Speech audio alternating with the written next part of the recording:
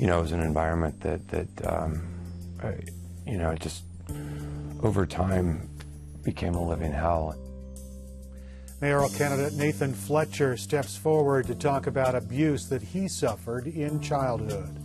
I'm Eric Anderson. The story tonight on KPBS Evening Edition. Back on 3.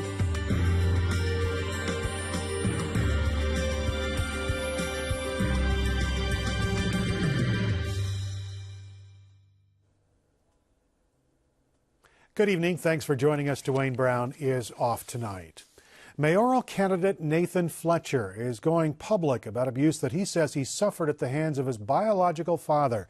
In an exclusive interview with our media partner iNewsSource, he described a living hell. A side of his childhood he says he never even fully shared with his mother after she lost custody of him as a toddler. Fletcher and his mother sat down with iNewsSource reporter Joanne Farian in the KPBS studios to discuss custody between his parents as they fought over him. Joanne joins me now. Joanne, why did Fletcher decide to make this disclosure now? He wanted to set the record straight about his family history. All the mayoral candidates have been under intense scrutiny because this campaign is really focused on personal integrity after former Mayor Bob Filner was forced to resign. In stump speeches, Fletcher has referred to his working-class parents, a dad who was a factory worker who became a cop, and a mother who worked on behalf of battered women. But the details of his narrative have been ambiguous. What we learned is that Fletcher's been talking about his stepfather. He hasn't had contact with his biological dad since he was a kid. Now, here's Fletcher explaining what life was like living with his biological dad from age 3 to 8, and at age 8, he was finally returned to his mother. He wasn't a good person, and it was an environment that just over time became a living hell. And the last year in particular I was there it was really bad. Did he hit you as well? Yeah, he was abusive physically, and mentally and verbally, and it was something that I wouldn't want any child or any person to have to go through. In the court testimony, there's testimony about him not being truthful, about lying about certain things, about being emotionally unstable. Did you see some of those things growing up? I did, and it's hard when you're a child because you don't understand what's going on, and you don't understand why any of this is happening, and you'd see these wild swings from very violent to very apologetic and back and forth, and it just it doesn't make a lot of sense then. It doesn't make any more sense today, especially having my oldest is 5, which is just sort of that time frame, and I don't understand. Without question, the lowest form of life on this planet is someone that would beat their wife or beat their child. And I don't understand it now, and I don't think I ever will. And when you were going to school, was there anyone you could talk to? It was hard. I missed a lot of school. There was a lot of days I couldn't go. I couldn't see other folks. And, again, you're a child, and I think initially you probably think some of it's your fault. And you're certainly led to believe that. And, you have these authority figures in life that have done these things, and you don't feel comfortable telling anyone. School was, a place of refuge. I remember being asked one time my least favorite class, and I said math, and someone asked why, and I didn't have the heart to explain because it was the last class of the day, and I just didn't want to go home. What did you tell your mom about what was happening? Nothing. He was afraid. He was afraid that things would be worse if he told. And I remember one time when he was there for a visit, he never wanted me to be in the room when he was undressed or see him without a shirt on. And I remember opening the door and just seeing all these bruises. And I was horrified. I was horrified. And he was just like, shut the door, you've got to get out. And I mean, that was the first time that I really, really knew that things had changed, and he just was more withdrawn and couldn't focus. And Nathan's always had amazing focus, and I just started seeing things. So why now? You know, I've done my best to try and protect my family and protect, you know, what little of privacy you can when you run for office. And like so many families out there, my life experience doesn't fit neatly in a 30-second soundbite. And through the course of the campaign, a lot of folks have tried to, I think, misrepresent or misconstrue parts of my childhood to suit you know, some alternative motive in terms of the role of my biological dad and my stepdad. And so ultimately, I felt like, you know, for the sake of clarifying the record, I needed to talk about it. I also want to, you know, kind of protect my family. If we talk about it once, hopefully people will stop calling them and going to their house and doing these types of things. I don't know that it's terribly relevant to a mayoral election, but it's a part of who I am. News Source has been trying to locate Fletcher's biological dad for some time now, but we have not been successful. You can see the full interview online at kpbs.org. News Source reporter Joanne Farian. Thanks, Joanne. Kevin Faulconer is leading in the mayor's race, according to the latest poll by UT San Diego and 10 News.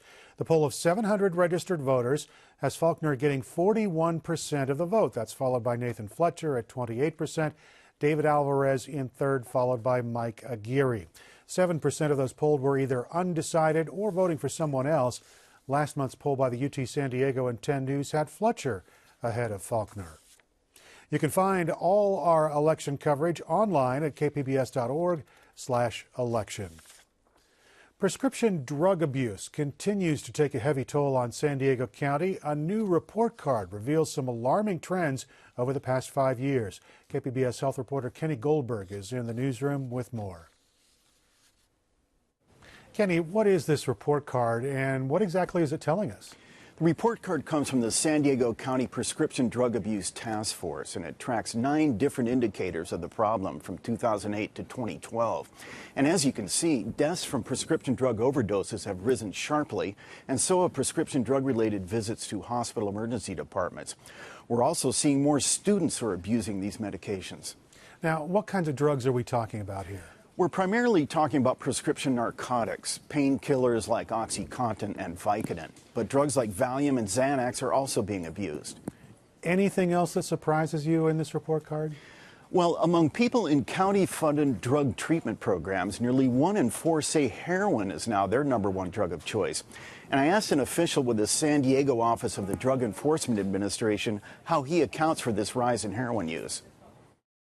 We are starting to see this correlation of people shifting from prescription drugs as they've clamped down on some of the formulation of the OxyContin and other stuff. It's becoming more available and cheaper to use heroin, and we're keeping an eye on that. We're very, very concerned about it. And Kenny, what can you tell us about the human toll that prescription drug abuse has here in San Diego County? I spoke to a woman from Poway named Sherry Rubin. Now, a few years ago, her son Aaron overdosed on a combination of OxyContin, antidepressants, and a muscle relaxant. He survived, but he suffered permanent brain damage. He now needs 24-hour care.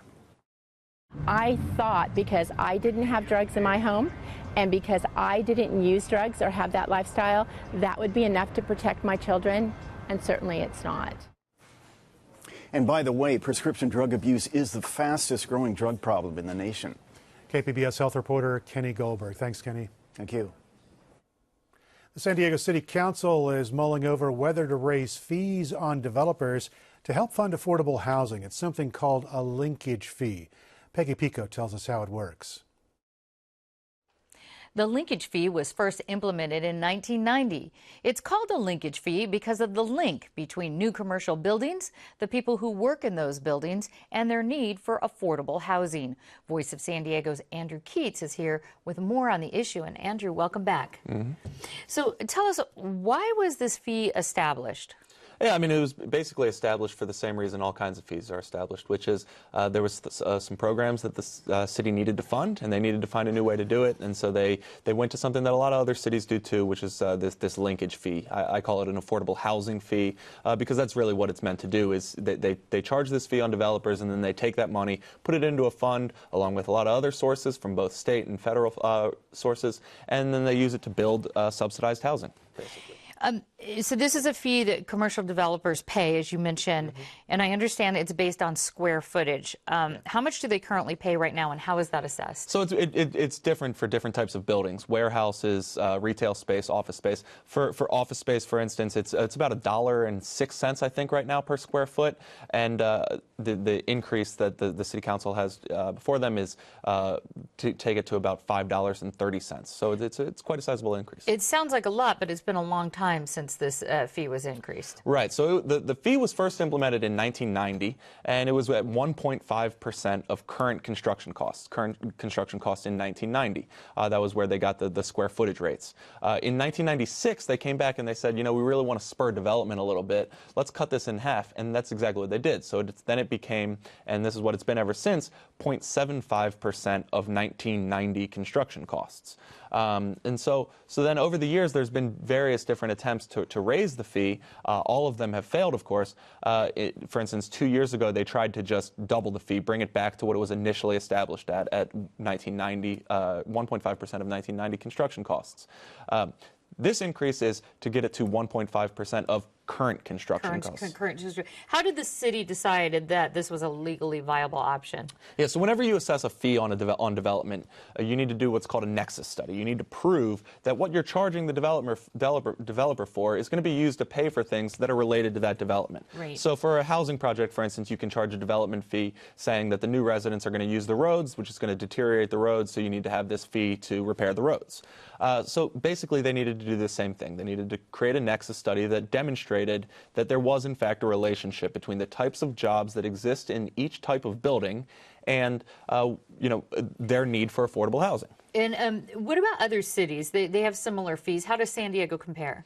Yeah, so within the Nexus study, they needed to do a Nexus study in 1990 to establish the fee. They needed to do another Nexus study to justify raising the fee. So in that study that was put out earlier this year, they compared San Diego to a bunch of other cities in California and said, what are other cities doing here? And we were in the bottom, the very bottom level in terms of how much we were charging. And even with the increase, we're still going to be in the bottom quarter of all cities that have the fee. But it is important to keep in mind that within the the county of San Diego, the city of San Diego is the only municipality that charges this type of fee. So if you were looking to build a development project, office space or something, right on the border of San Diego to Poway, it would suddenly be much, much cheaper just to move it a quarter of a mile into the city of Poway because they don't have any fee like this. No, the San Diego Housing Commission, or the folks who that run subsidized housing programs in San Diego, they're proposing this fee increase, and how come they're the ones proposing it? So they're in charge of all sorts of different affordable housing projects. They hand out the vouchers that the residents use to pay for affordable housing, and so they basically are in charge of making this suggestion, right? So they have their own vote. They make their own recommendation to the city council. The city council, of course, has its own autonomy, and it can vote however it wants. Let me ask you this. I'm supposing developers are opposed to this fee. If that's correct, how come? So developers are opposed to the fee for the obvious reason that it's going to cost them more money. Now, that said, the basis of their opposition is twofold. They say two different things. One is that Proposition 26, which is a voter-approved initiative statewide, that basically says that voters need to approve any tax increase. And they say, that's been passed since this was first implemented, so this makes it illegal. The city attorney, for his part, came forward and said, Proposition 26 really isn't an issue here. There's a list of exceptions, and this falls under it. So it's about money. Voice of San Diego's Andrew Keats. Thanks very much.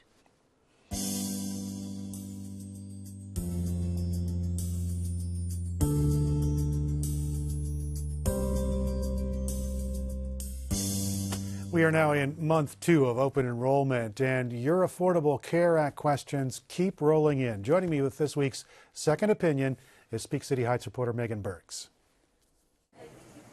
Megan, who's asking our question this week? Laura Rangsdorf just moved to San Diego to get a master's in teaching credential from the University of San Diego. She says her student fees actually cover quite a bit of in-office medical care at the school's health center, and she wants to know if that's enough to comply with the Affordable Care Act. Here's her question.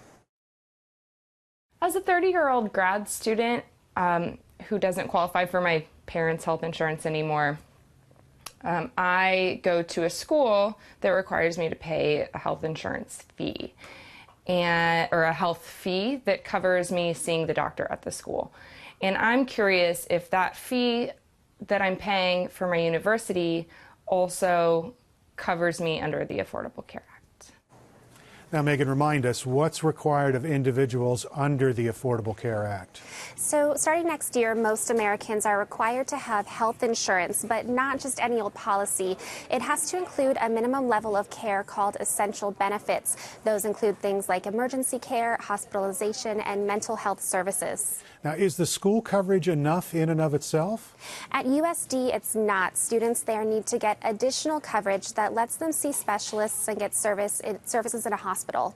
And what about students at other universities? So all major universities offer some level of care through their health centers. You need to make sure that you're not just paying a fee to use the health center as you would to use, say, a student union. You need to be paying for insurance that extends beyond your campus. Most schools offer special group plans for students. Medi-Cal and Covered California are also options for those too old to stay on mom and dad's plan. To send your Affordable Care Act question and to check out our Obamacare app, head over to kpbs.org/secondopinion. Speak City Heights reporter Megan Burks. Megan, thanks. Later this month, we celebrate Thanksgiving, but much has changed since the first sit-down between Native Americans and whites. Amitha Sharma has a look at how Native American culture and U.S. law sometimes collides. The recent court battle over a 4-year-old Cherokee girl pitted her Native American father and his tribe against the white couple trying to adopt her in a case that went all the way to the Supreme Court. The High Court ruled in favor of the adoptive parents. The case brought up a lot of questions, though, about adoptions outside one's culture, but also can U.S. laws be enforced on tribal land and its people? Joining me are Michael Connolly-Misquish, a Kumeyaay historian and author and professor at San Diego State University, and Brian Wildenthal, a law professor at Thomas Jefferson School of Law. Professor Wildenthal, let's start with you. What does the law say when it comes to Native American children and who they grow up with, who they should grow up with? Yeah, well, that Supreme Court decision came out of a law that Congress enacted in the 1970s to protect the rights of both Native American parents and also the Native American tribes and their interest in a long-running, multi-generational connection with the children who have a heritage in the tribes. And so it's not just about a particular father or mother, but it's about the communities, the tribes' connection with the future generations of their children. And it provides that a Native American parent and the tribe have certain rights if there is an issue about adoption or involuntary removal of parental rights. The facts in that Supreme Court case were very tragic and complicated, and the court's decision, a 5-4 decision, which cut back on the scope of the law in a way that most people familiar with the law say is contrary to the text and contrary to the intention of Congress. So it was a tragic and I think a very unfortunate court decision, but it comes out of this many generations of history to protect tribes' ability to preserve their culture and their connection with future generations. So, Michael, you're a Kumeyaay historian, a member of the Campo tribe. Is Native American culture lost when its children are growing up with non-Native Americans? As a general rule, I'd say absolutely. And it's not just the children that suffer, it's the whole community. If we go back to the 1850s when California was first a state, one of the laws that they passed with it allowed people to go and take children out of their home and adopt them out. And it was really a form of domestic slavery. They adopted these kids, but they were not really part of the family, and they were used as domestic slaves until they turned 18 and they were put out.